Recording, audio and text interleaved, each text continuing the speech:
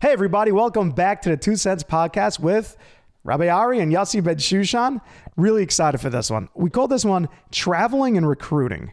And we're going to discuss our own personal takes, our incredible experiences in traveling and recruiting for when we lived in Israel for the yeshivas that we had in Israel. Now, the incredible part of this is that there was a certain pitch that I would give in order to convince 18-year-old kids who are now in 12th grade in high school to actually give a year of their life that they really were thinking to go to university or maybe to go into work and instead find Hashem. And really, Yossi's pitch, my pitch, a little bit different in how we went about it. We talk about it, we joke about it, but it's very, very serious because this is a pitch that will speak to you in your everyday life as well. You know, we're going to get into the idea of like people will be jealous that we're going to have to recruit and wow, you guys are so lucky. Not so lucky. We'll talk about that as well. And honestly, the lessons that I think you're going to glean from this will be ones that you're going to take with you for very long after you've listened to this podcast. So I'm really, really excited for it. Now, this podcast and this episode is sponsored by our friends at Yad La'Achem. Yad La'Achem, actually, they sent me an email and they said that our listeners are really coming through generously to help them continue their incredible work rescuing Jewish women and children. The Pidyon Shvuyim that they're doing is unbelievable. And to be honest, in my life, would Ari Bensoussans ever have thought that I'd be involved in the schus of Pidyon Shvuyim? And now that I am, I'm telling you, Ashreichem to our listeners, Ashreichem to Yad La'Achem for giving us this schus. Thank you so, so much. And let's keep it going. Check them out at saveaworld.org. That is SAVEAWORLD.org, saveaworld.org, to see how you can help save Jewish children, save an entire world. We're going to learn more about them right now in the episode. This episode is sponsored by the Sussman family as Hakaras HaTov to Hashem for their father recovering from COVID, Baruch Hashem. Traveling and recruiting, 2 cents coming at you right now. Hi, everybody. This is Ari Bensoussans. And this is Yossi Bensoussans. And this is the 2 Cents Podcast. Brought to you and powered by Meaningful Minute.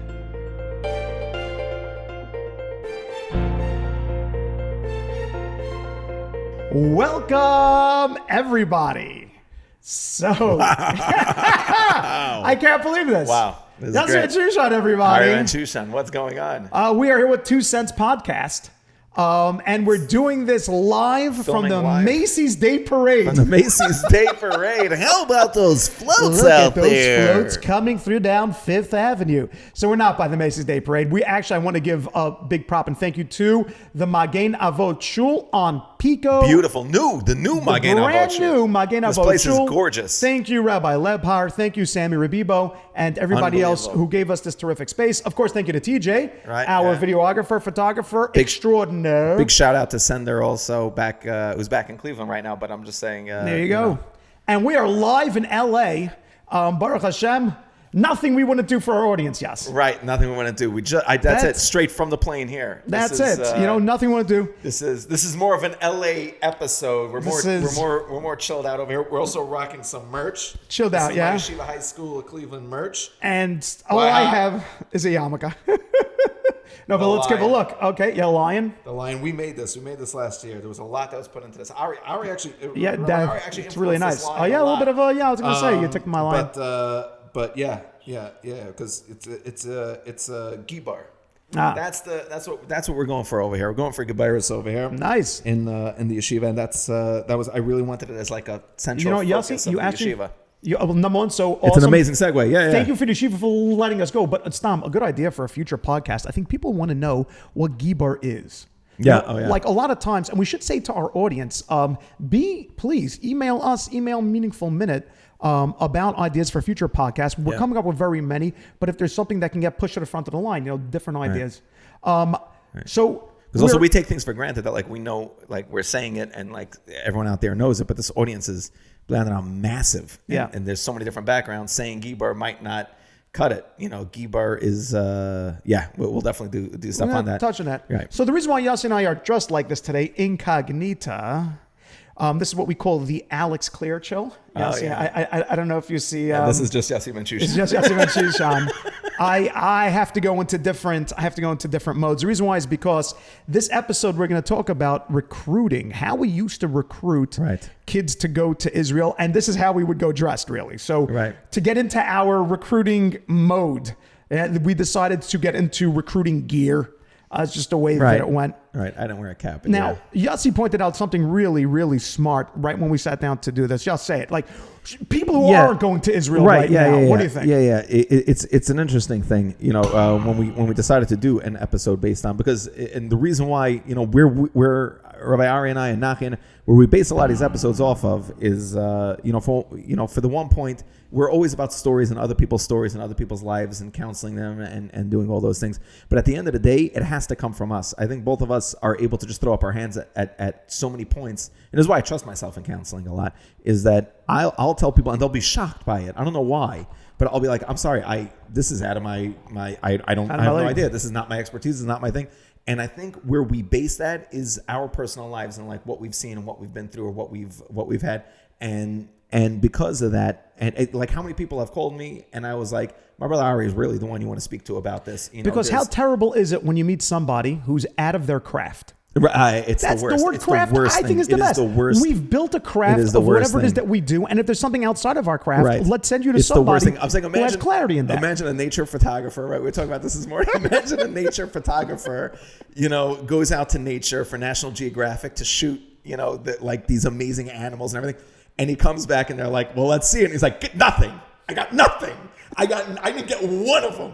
And you're like, what do you mean? What happened? He's like, those stupid animals won't stay still for a second. They're jumping around everywhere. If it's not in a cage, I don't shoot it anymore. Those are my demands. And they're like, what are you talking? You're a nature photographer. You're a nature photographer. I can't stand people that are outside. Can't stand people. I can't stand it when people are outside of their craft. And I definitely will. I'm unforgiving about myself when I try to step outside of what I do. So that having been said, we always speak about things and from the perspective of things that we've done. Recruiting, especially for Rabbi Ari and I, was a very big new craft that we created. Now, see, between us, how many years of recruiting do you think? It's probably about, I started in 2007. Combined? Yeah, I started 2007 to the 20 some odd years. Yeah, worth of recruiting. Worth of recruiting, and that's not once a year. That's like a few times and afterwards and follow up and all that. And how many guys? And I guess this is a point that we'll get to over there. First, let me just make this point. So once that happened, you start to take the same way into doing something. So you get the guy, you go out, you do the recruiting, but this isn't just about recruiting. Like if you're 35, you're not going to Israel right now to go learn for a year. Maybe you are, I don't know, but you're not doing anything. But these ideas still apply. You need these things in your life. You need these types of challenges, and we're going to explain all of that soon. But this applies whether or not we're coming from the standpoint of our experience, which was recruiting, which is where we came up with a lot of these concepts. But in reality, this applies to everybody. I still apply these things to myself. I'll look back at my recruiting pitch, at my recruiting notes, and say, am I doing that right now? Am I still, having that going? So sit back, everybody, and enjoy this podcast because we're about to go through Baruch Hashem giving us the experience to glean from, to then project onto so many different aspects of your life, whether you're going to Israel or whether you're just going to work right now. Right. These are going to be things that are really going to be able to take us. So, can I just make a mention that it's Friday? I'm sorry, it's Erev Shabbos. Yeah, it's Erev Shabbos. It's Erev Shabbos, baby. It's the truth. I'm sorry, I just wanted to stick that in. It's Erev Shabbos. I am so stoked. Me too. There's so much meat on a smoker right now. I'm really going to have so much difficulty focusing. Maybe we should have just done one with the smoker right here. And just opening it and closing. Oh my gosh! We should definitely make a video of just a backyard confession with the smoker. Okay, 100%. 100%. That would be so much fun to do because let's face it, it's just another gift that Hashem gave us, and 100%. We're going to have a podcast soon talking about using physicality as a springboard to spirituality. Yeah, for sure. And that will be a great thing. So let's get into it. Yes, recruiting. So we've had some fun times, some fun stories with recruiting. Yeah. Maybe those stories will come across the way, but let's start just with the idea. We walk into a 12th grade classroom, and the Rebbe always oversells. It's so funny. The Rebbe oversells it, but also doesn't want us to be there. Right. I've never walked into a school and they were like, "Yay! The guy's from Israel are here. Yeah, it's but more than no, and it's nothing against the schools. That's not it. The poor schools, when we would go, used to have 30 or 40 schools, bli guzma, who would show up and really wreck their whole day. Yeah. But more than that is that a lot of times, Scheduling. because they know our schools, sometimes they wouldn't want us to maybe recruit certain kids or whatever. And that's fine. These are their students. But they also had somebody who they know can give a good speech show up. And so therefore they want to use our talent, but not our ability. Right.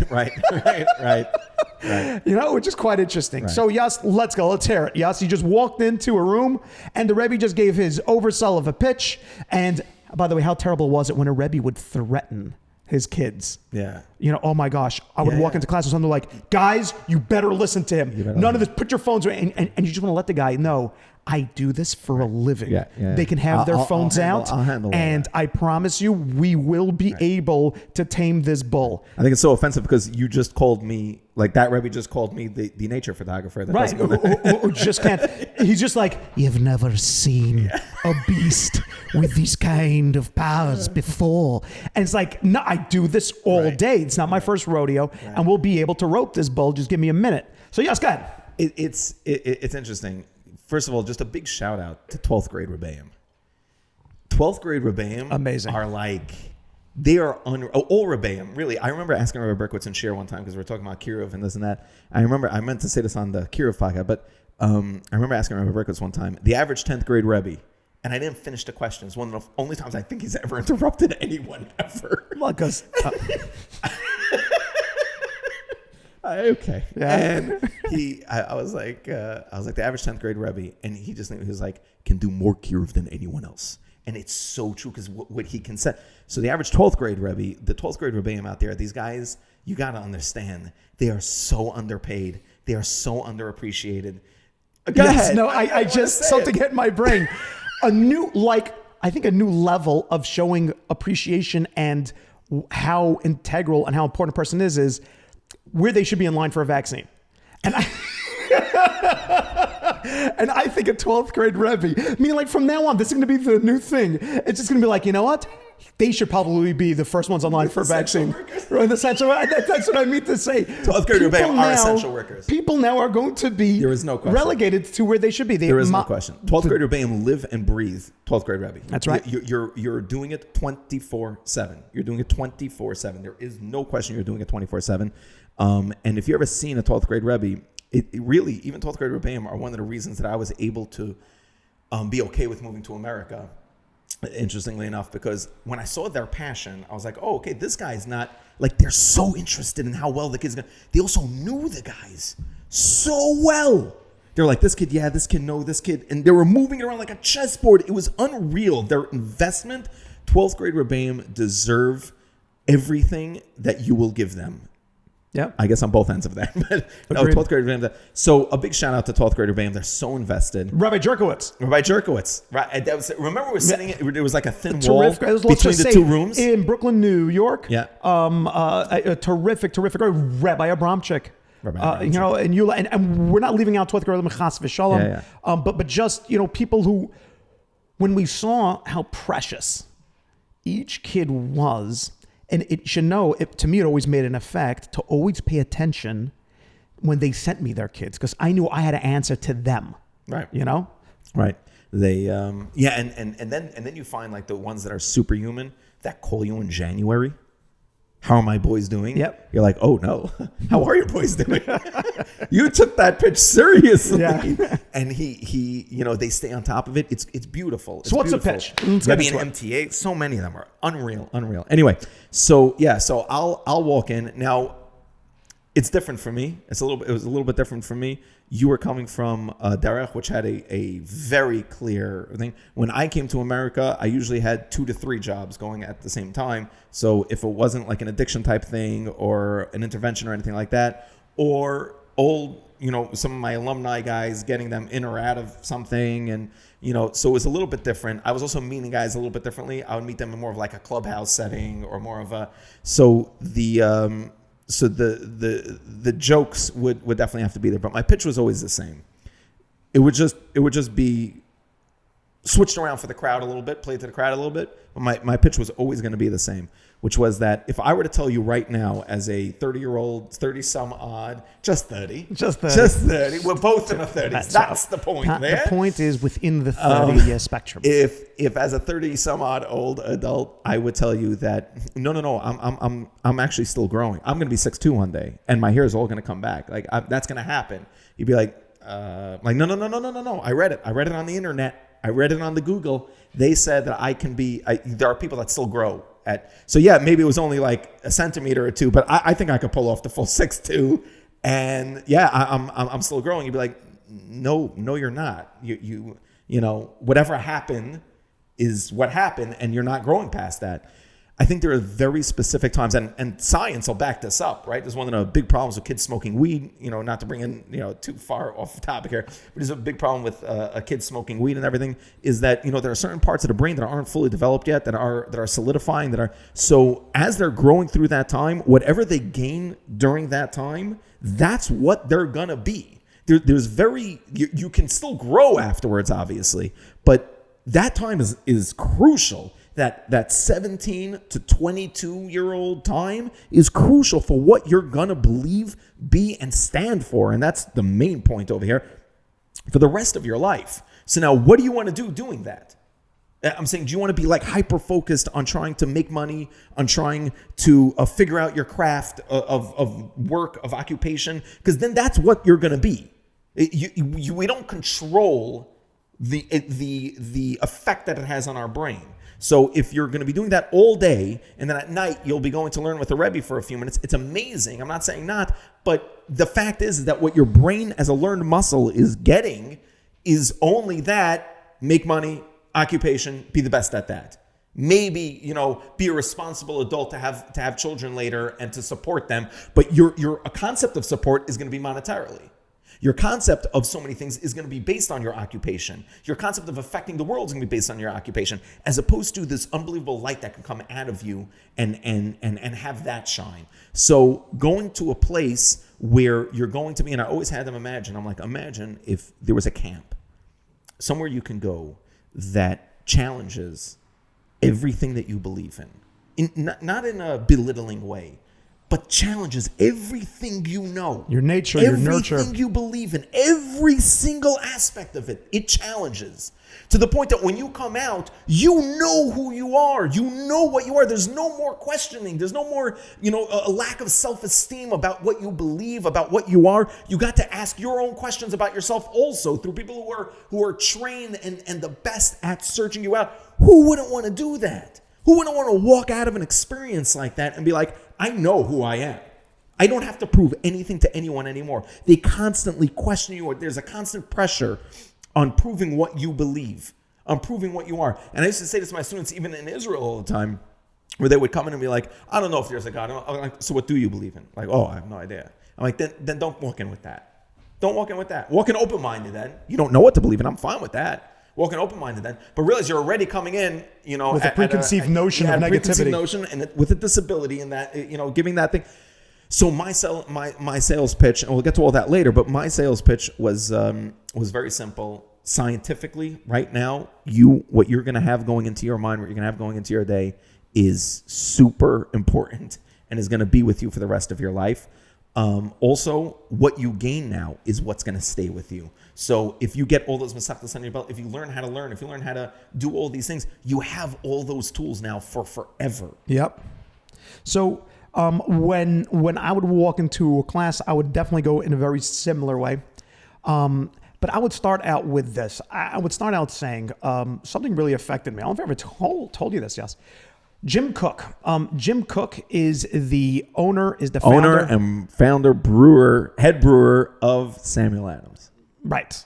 So we both know that. Yes. But I didn't tell you, and now you know the rest of the story. But I'm going to tell you now something I read in something called, I believe it's pronounced the Reader's Digest. The people just pronounce everything, and you want to correct that person. You want to say, I think it's Reader's Digest. It's like, no, it's Digest.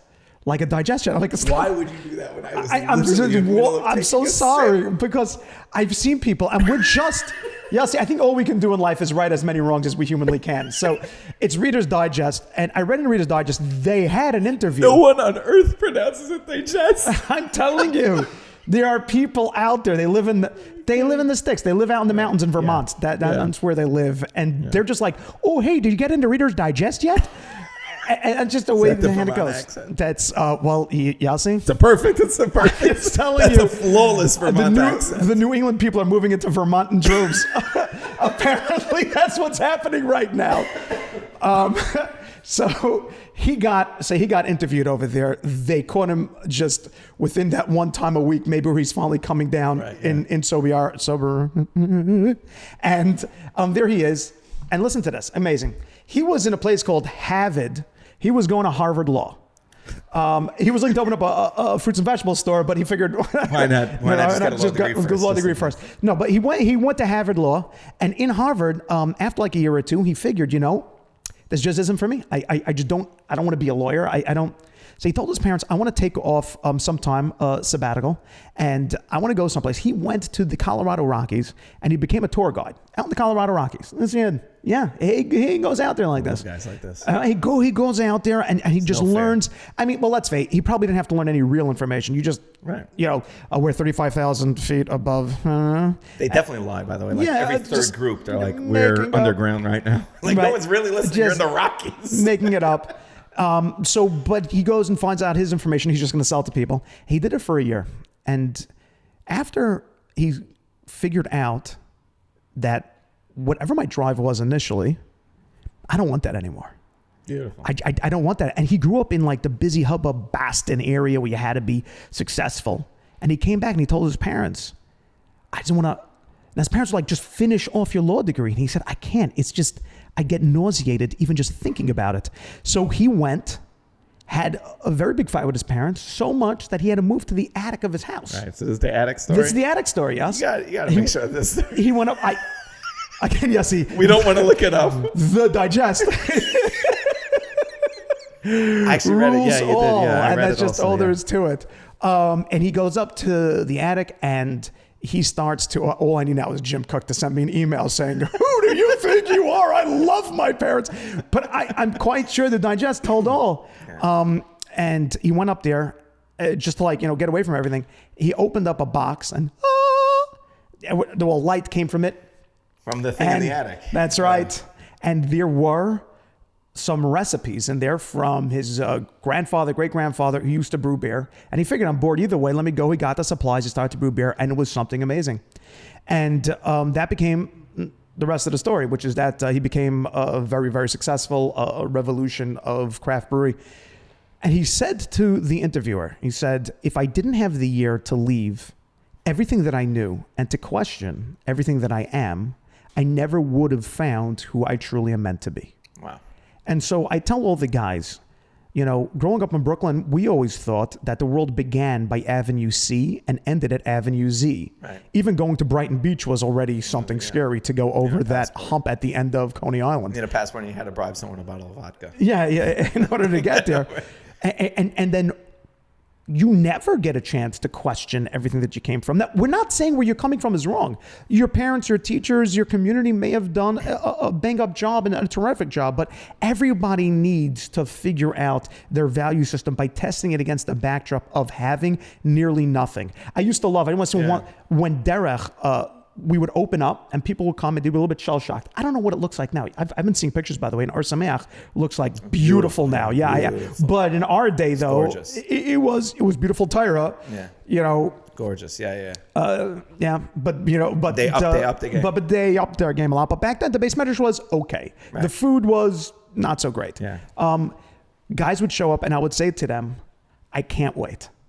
I can't wait because you're going to start to sacrifice I love it. all of your creature comforts. You don't have your father's car anymore. You're not the coolest guy in your high school anymore. Most of your apps are inapplicable over here. That's However it. you were getting rides beforehand, it doesn't even work over here. Does a good luck with Get. Right, yeah. Get taxi. Good luck with Get Taxi. Good luck with that. You're going to be thrown into the The marketing crucible. on Get Taxi looked like just Get Taxi. That's it. That's it. There was nothing else. They even spelled it with 2 T's. Already you know that there's something wrong over here. But you're being thrown to a crucible of challenge now. That what are you made of? Right. What do you truly have? Right. And that would be really the start point. Right. I remember guys when their parents would show up to visit by like midwinter vacation, and the parents would look at them and they would say, how are you eating this food?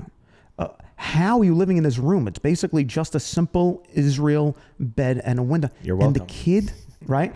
And the kid would look at his parents and maybe even feel a little bit bad for them, saying, I've gotten to know myself so much better because I have done so much with so much less. Right. I agree with it so much, but even further, and this is really the point I think that also is going to so much apply to people who aren't even going to Israel right now, but are older or anything like that, which is the idea that it's not even if your parents did a great job, specifically, if your parents did a great job and your community and your rabbis did a great job. Great point. Now you know so much of so much, but who you are is still a mystery to you. I'm saying where you fit into all that is still a mystery. Your community's running already. All that's happening, right? I'll give a big shout out over here. Like Nisim Farhi, right? From Har Levanon, right? So you have so much running over there. Nisim made that minyan like on steroids. Yeah, they had the kids. Then he blew it up with like all on these fire. Like with his he's such a talented chazan, and he brought a legitimacy. He brought all these types of things. Where do you fit in? I think, just to mention as a side point, the Svardim specifically, in the communities, I was saying to a shul that was opening up in my area, and they were saying, do you have any ideas like what we could do to try to like really make it something unique? And I said, I'm going to tell you something that I think the Ashkenaz is still catching up with over here. There's so many things that the Sephardim are learning from the Ashkenaz are learning from the Sephardim. I mean, there's one thing I would love for the Ashkenaz to learn from the Sephardim. If a kid is missing from shul, by his community shul, by his shul, if a kid is missing, the shul is lacking. They don't have that kid to sing. Who read Shema that day? Who read Shema that day out loud? Everyone knows he's not there. Right? There's going to be adults going over to him when he does show up, like, where were you this morning? We needed you for a Shema. But in all seriousness, it's not pandering. It's not. They play. They really felt a loss. Yep. They play a massive role. You have any idea what it does to a kid when he thinks he's playing a huge role? He's not running around shul now. He's not. He has to be there. He's doing something. So that's all beautiful and amazing. But who he is really inside of him, and what unique gifts he has to give towards that shul, you need to explore that. It doesn't happen. It's not natural. It doesn't happen on its own. Hopefully your parents, your community give you the confidence to explore it, but you have to go out there and explore it, or it's never going to happen. Progress doesn't happen by mistake, and it certainly doesn't happen just on its own. Right. You have to put in so much. Now, the beauty about Israel is I would tell the guys, all this progress and everything else, we're doing it through learning. And I don't care if you're a Gemara guy, you're not a Gemara guy. Maybe you've been taught it in more of a memory kind of a way. But when you get to Israel, Yasin, I love this. Your Rebbe learns you up first, and then you learn up the sugya together. That's a great line. That's a great point. It's so important to know that when you go to Israel, you get a Rebbe for life.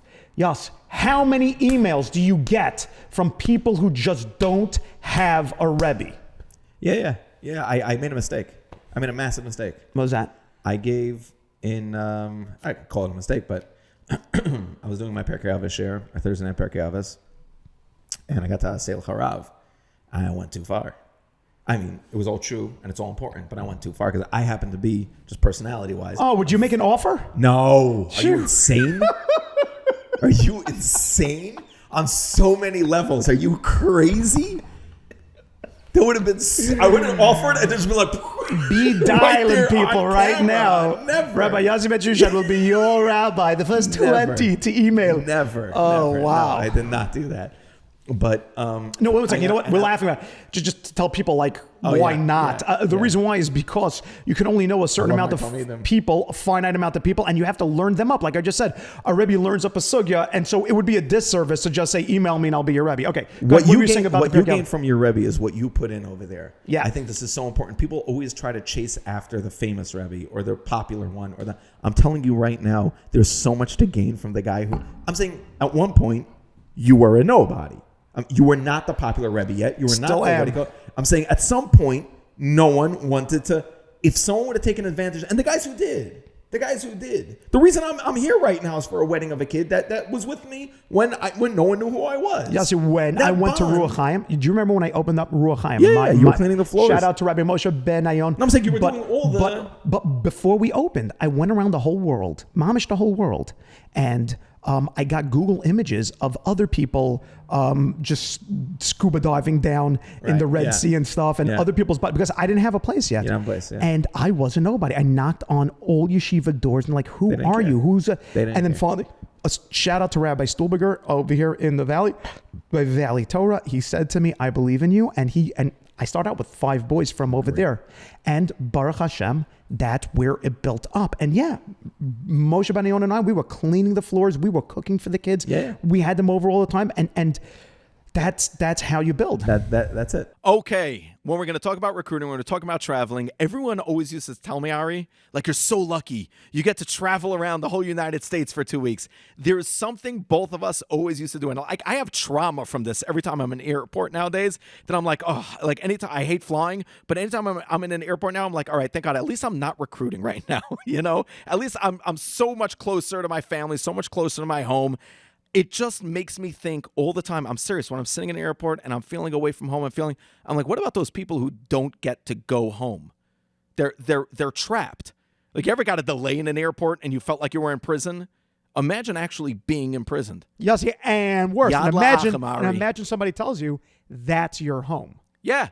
Yeah, this is where you're staying. That's what Yad La'achim does. Go for it. This is where you're staying. Now, I want to point out one great. Now, you know that Askin you call, that person you call, you try calling around and everyone's like, there's nothing we could do. We can't help you, can't help you, can't help you. Then you find out one person and he says to you, I got you on a flight. You're out of there. You're out of there in 10 minutes. I'm going to come right now with you and I'm going to take you out of there and you're home free. Your first question to the person is, what do I owe you? And then they turn to you and they're like, no, it's okay. Don't worry about it. It's covered. Imagine that feeling times 1 billion because these people are actually in prison. They're actually captives. And Yad La'achim swoops in, answers that call and says, you're not beyond our reach. You have any idea how huge that is? You're not beyond our reach. Yeah, it's dangerous. Yeah, it says, it's that. We're going to come save you guys. It's incredible. Yossi, I'm telling you, the greatest schus that you and I have is to be able to say these words right now. Go to saveaworld.org. This podcast is going to save lives, not just spiritually from the words, but spiritually and physically from the incredible acts. We're riding on the coattails of giants in Yad La'achim. Saveaworld.org. Get involved. Save a life. It's awesome what we get to do. We get to be Yidden and save other Yidden. You know what, Ari? I want to do it on this episode. We were talking about this for a while, and Ari and I both said that, on our first episode, it was like a miracle that this whole thing happened. I think the whole thing happened, b'siyata d'shmaya. Obviously, Meaningful Minute, Nachai Gorney gets a very big credit. But I think the reason it happened is so that we can spread about Yad La'achim. I really do. I think the whole reason Rebbeinu Shalom had this happen is so that we can go out there and tell people about Yad La'achim. I want it to be this episode. It cost $18,000 to save an entire family, set them up. I'm not just talking about getting them out of there, setting them up. Imagine that schus. Imagine that schut in your life. It's incredible. I need you guys to go out there. I want it to be this episode that saves an entire family. I want it to be this episode that goes out there and drops and saves an entire family. You don't have to give $18,000. Just be a part of the $18,000. That's all you need to do. Go give whatever it is that you can, and you will be a part of that family now. You have a whole new family that you were and are responsible for, and all those future generations are now b'schut you. It's unfathomable. Get out there, guys. Saveaworld.org. Saveaworld.org. 718-633-2340. And now, go ahead. You're dying to say it. Go ahead. Back to our podcast. Back to our podcast. Go out and get that Rebbe that no one knows, but that you connect with. He's going to bring it out of you because you're there committed to it being brought out. You don't need the guy who has all the answers, who has the charisma, who's going to make you laugh. You don't need it. I'm telling you, he's going to do all those things. Do not sell yourself on trying your hardest to get in for that 8 minutes of speaking to, when there's something big, right? Even Rabbi Berkowitz. We're very close to Rabbi Berkowitz, right? How often do you actually speak to Rabbi Berkowitz? Exactly. Me. Oh no. Also me. When I have something huge, If we have something huge, I get then in you go. and I speak to him. Right. Other than that, I have a Rebbe I learn with 3 times a week. Why? Because no one else is no one else is doing that. I get him to myself for an hour and a half a week worth of learning, worth of talking, why? Because no one's gonna. It's so crazy to think that people. Now, if I were to present that Rebbe that's teaching me all these things every single week to someone out there who sees me, they're like, I don't want him, I want you. I'm like, you fool! I'm the watered down version of the awesomeness. You're crazy. And the genuine Yiddishkeit. Yeah. Rabbi Borger. Right. Wow. Right. Wow. All of them. All of them. them. Rabbi Blauweiss. I mean, we have to go through all the names now, but Rabbi Brickman.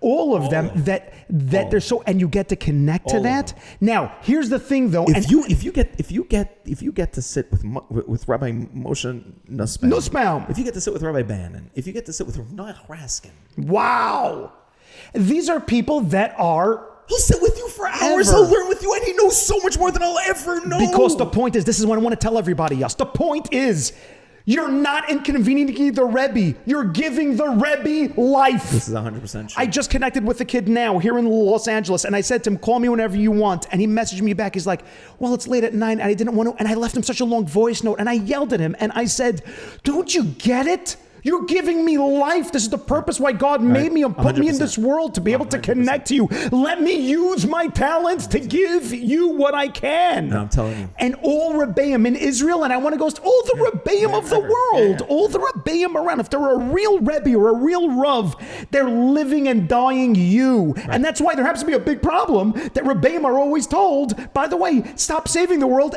and pay attention to your own children. It happens all the time. Right. Why is that? It's because we're dying to help. We're dying to connect. And in that Israel year, if you are thinking about going to Israel, oh my gosh, you have to find a Rebbe that you're going to latch on and connect. But just one thing to all the post-Israel guys who are listening or watching this now and saying, oh, really, Rabbi Bensoussans? I was with you and we haven't spoken in a year. Well, I just have to explain to you something. I love you. This is so important. You have that? Oh, yeah. I love you. Yeah, Rabbi Yossi loves you. But you have 1 or 2 Rebbeim to call once a month and just to keep us up to date. Once every 2 months. We, B'li Ayin Hara, have hundreds and hundreds of students, maybe even close to 1,000, like over the years now. And it would just be an impossibility to call them all the time. But those guys who message me and keep in touch with me, Rebbe, I'm just calling to let you know this is where I'm up to, that's what I'm doing. Number 1, it brightens the rest of my day. And number 2, we stay as Rebbe Talmud forever. 100%. And I'm telling you guys, if you're going to take one thing from this podcast, let it be this. Get it on the ground floor. Get that Rebbe who has a connection to the Messiah, has a connection to a Rebbe before him, and who's going to be able to give you the time and the energy. So I spoke at Aselach Harav, and I went too far. It happens to be, it's a thing of mine. It's a thing of yours.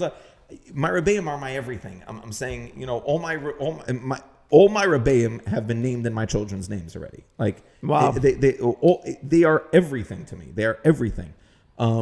The only thing more would be my father, and I can't give you my father. So, it's my Rebbeim are everything. So, at the end of the day, I went too far, and people started emailing, and there was an avalanche. I was pushed probably 3 weeks behind on emails because of these emails. Avalanche, mainly, and this is where this was one of those things I had to actually email Rabbi Berkowitz on, mainly from girls, women. Yeah.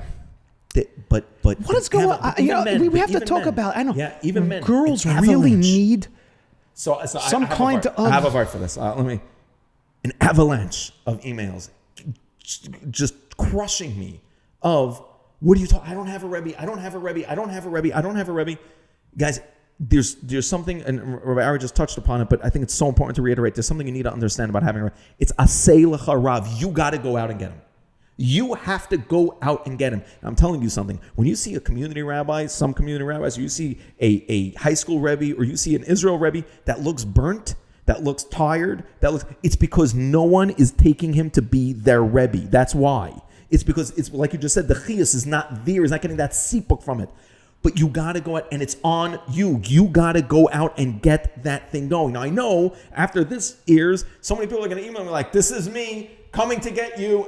No, you're wrong. You're getting the wrong person. I don't know you. Go to the Rav in your shul. You're not in my who most shir. people aren't taking advantage of. Go. And say to him, can we learn together? 100%. 100%. That's my first point. The point about women. I just want to know, because I did go to the kol. You know how they have kolel community? Oh, this is the people that we're talking about. So stupid. You have in your Dalit Amos right now a kolel in your community of like 10 or 15 younger light, as they call them, young rabbis, up and comings. They are biting at the bit to just give you everything. Get them, like Yossi said, on the ground floor. Wow. What would you have done if you were sitting in a kollel here in LA? And again, I want to be very clear here. We didn't grow up being the rabbi. Like, that there was a time where we couldn't pay bills, we couldn't do anything. If I was sitting in a kollel and people came up and asked me, I would give them everything. We would have showed up. We would have sat in your house all night long, giving over every single. We did. Rebbe Chaim Waxman was sitting in a kollel for years in Lakewood as like nobody knows. Imagine if somebody had gone to Rebbe Waxman ground floor before he became Rebbe Waxman. Right. Chamavadia couldn't pull together a minion to give shir back in the day.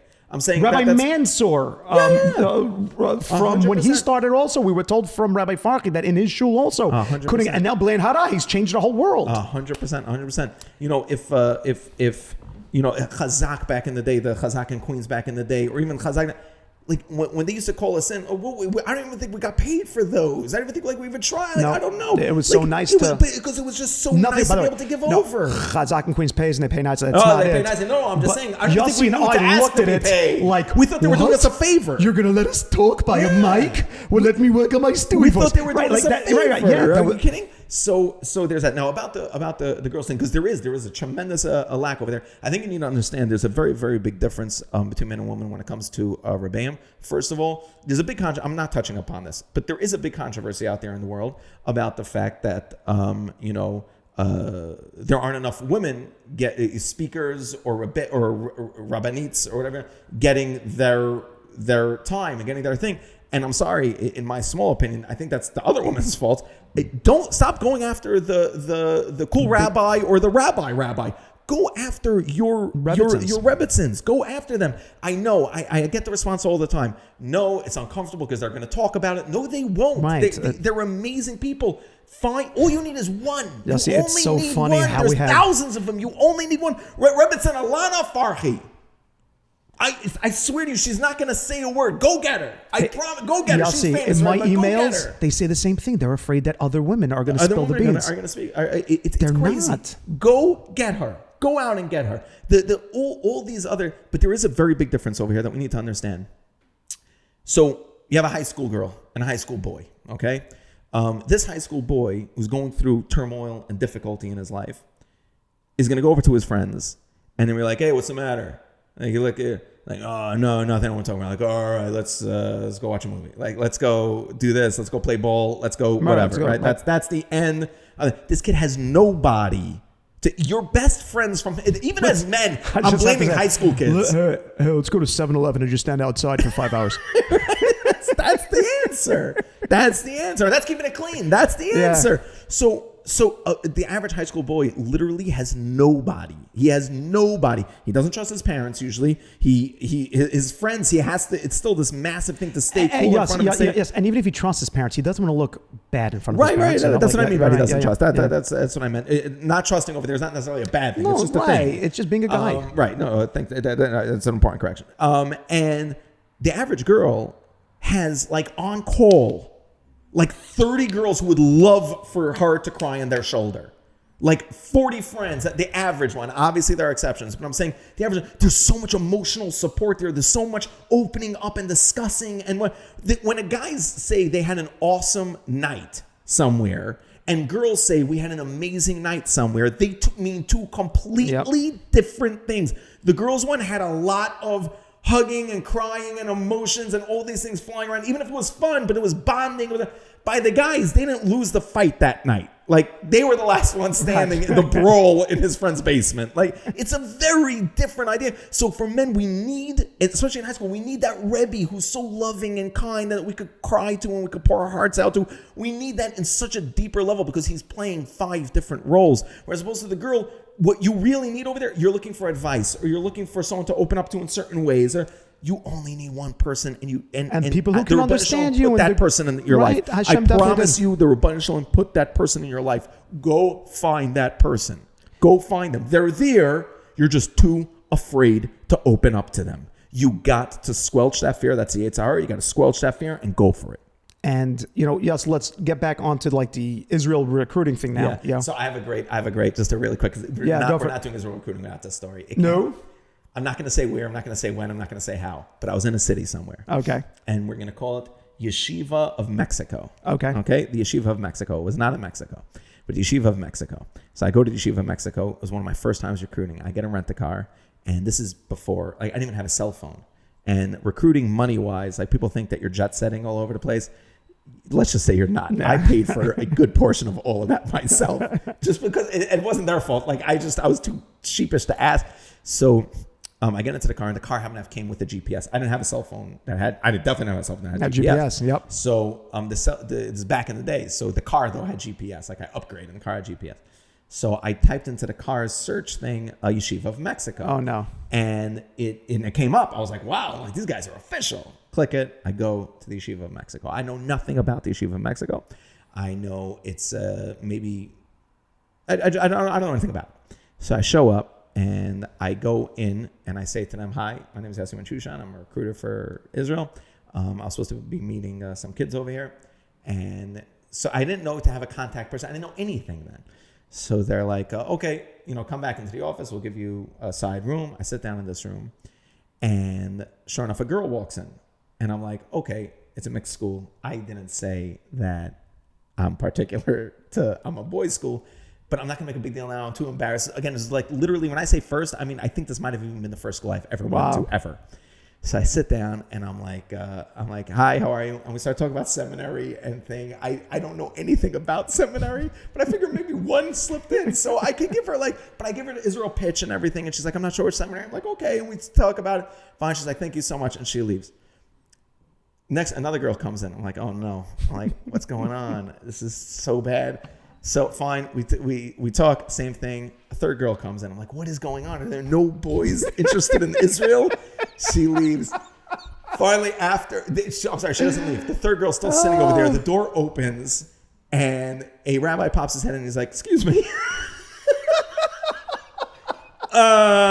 Dude in the baseball cap. No, I was dressed in a suit, but he's like, excuse me, who are you?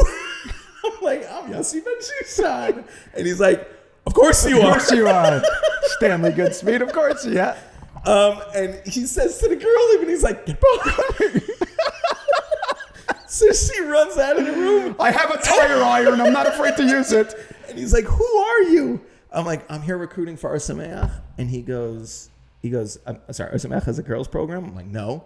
He's like, what are you doing here then? I'm like, recruiting for Arsameach. He's like, this is a girl. In my stupid Yossi Bensoussans brain, I still was not wrong. Yeah, right. I still couldn't be wrong. It was definitely a mixed school because I decided it was a mixed school. Oh, wow. So he's like, this is an all-girls school. I was like, but now this is where I got upset. I'm like, really? Oh my gosh, I'm so sorry. He's like, what were you thinking? He's like, I saw girls come. I was like, I thought maybe it was a mixed school. He's like, this is not a mixed school. Like, no, I didn't mean to. And going back and forth, I'm like, I'm sorry. I'm looking for the boys' school. What's the boys' school called? He's like, the Yeshiva of Mexico. I'm like, yeah. So I put that into the GPS. He's like, this is Yeshiva of Mexico girls' school. You're looking for the Yeshiva of Mexico boys' school. I'm like, oh, wow. Hang on a second. Yeah. I'm not the first one to walk through that door. You blame that secretary or whoever let me through. This is not on me here. And that was one of my first experiences recruiting. But this is the main point. I finally went to the boys' school, and the rabbi who accepted me and was laughing. You actually know who he is, laughing his head off when I got there. And he's like, what? I almost got arrested. I'm like, thank you, buddy. But he said to me, he was like, he's like, I just want you to know the 3 girls you did meet would like to know which, they forgot to ask which seminary you are representing because they all want to go there. Wow. So to me, the point is that it didn't really matter. It didn't matter what I was at. I was selling Israel before I was selling anything else over there. And when we never sold a school. Right. When you want to open up people's minds to the idea of growth in that sense, it's super, super important, and people are gonna connect to it. Yeah.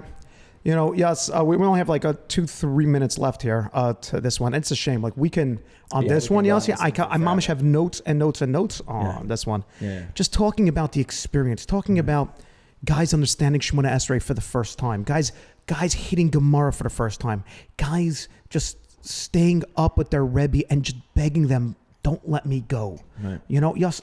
And even walking into 12th grades and having one-on-one meetings where I've had guys who cried just during the Israel meeting, and they were just saying, I didn't know that I wanted all that. But now that you told me that, how many guys would come in and be like, yeah, I have no interest in Israel. Right. And then 20 minutes later, they walk out and they're like, I'm going to do everything I humanly can. That was one of the best feelings. One of the best feelings in the world, where they would just when like... you see him there the next year, even if you didn't go to your school. No, even if you met him at the hotel, You made it! You made it, and you're so thrilled. Yeah. At the end, sometimes like, Rabbi, can I get a hug?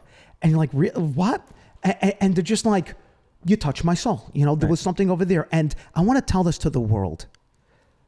Torah touches the soul. That's what it is. And you have to be willing to let your inhibitions just down. You have to let your guard down. You have to give yourself, believe that you and Torah connect. Believe it's possible. So Yossi and I really spent a lot of time today really focusing on finding a Rebbe, because we felt that was the point. Yes, because this is what I would tell guys all the time.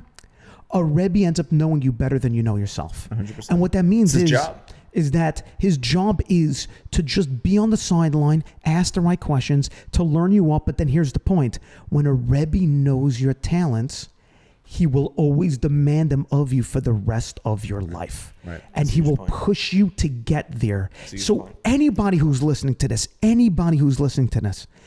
I beg of you, have your Israel year, even if you're 47 and whether you're 66 or certainly if you're 18.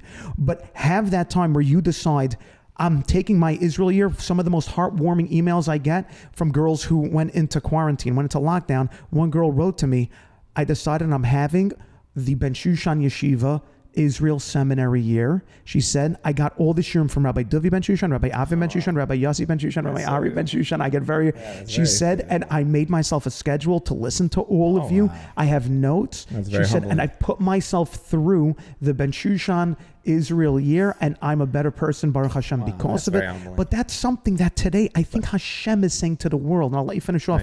I think Hashem is saying to the world, I want you all to have that Israel year. You can find a Rebbe online. Yes, like we're saying, find a Rebbe who's maybe like unheard of yet. Online. No, find a Rebbe in your community. In your community, or there are 10,000 rabbis on Torah anytime. Yeah. Don't just listen to the Bensoussans. Right. Follow around, go around, find somebody and go and connect to them. But demand of yourself, because once you demand of yourself greatness and you push yourself towards a progressive change, you're going to see that you never understood how great you are, but that comes on the other side of questioning your nature, questioning your nurture, getting your questions answered of everything in this life, and demanding of yourself nothing less than greatness always, always, always. Right. I want to just make one last point. We weren't getting paid per head. That's not how that works. No, of course not. No. People would think that. It's an important point to make. We weren't getting paid per head, and I want to tell you why. As Rabbi Brickman taught me something amazing about this, because there are recruiters I think that might get paid. We even waived every, what was it called? The fee, the registration fee, the application fee. We told every single person put in this code. Rabbi Brickman said to me, we're not getting paid by head. You're not getting paid by head for 2 reasons. I'm not going to pay by head. I'm never going to hire anyone to be paid by head. I wasn't asking to be paid by head. It's like, I'm never going to hire anyone to be paid by head for 2 reasons. Paid by head means getting a commission for each person for each bring kid into that the you yeshiva. Into the school. God. So he said to me, he's like, number one, he's like, because I only want the kid that's going to do well here. I don't want to just get flooded. I want the kid that's going to do well. Not the best kid. The kid who kid's would gonna do be well. Matim. That's why Israel, that was the other thing I always explained to them in America. There's so much, I know. There's so much, is that it doesn't get separated by level or by anything like that. It gets separated by who you are. All right, fine. There's no way to. We'll do another podcast on this. And the second thing he said to me was, Yossi, we're going to sell these kids a future in Torah. We're going to sell them a future. That's where I want your focus. Not on the applications, not getting them, not anything. But when you're presenting to them, I don't want him to come to you. I want him to come here, not to the building, to Israel. When I would see kids show up to Israel that either didn't even come to Derech or Samech or Yesod or any of these things, it would make me feel amazing when I saw them there. It's just the idea that what you just said, I just wanted to reiterate, what's being sold over there is Torah and growth through Torah. That's it. And that will always speak to a Jewish soul. All right, everybody. Thank you so much for listening. Yes, I think we're going to have another podcast on this, Bezrat Hashem. Yeah. I didn't realize that one was going to this has been the 2 Cents Podcast powered by Meaningful Minute. And I'm Ari Bensoussans. Yossi Bensoussans. Thank you again to Magen Avot. Chaz. And to everyone over here in LA that made this a possibility. Yep. Okay. Take care and have a great day.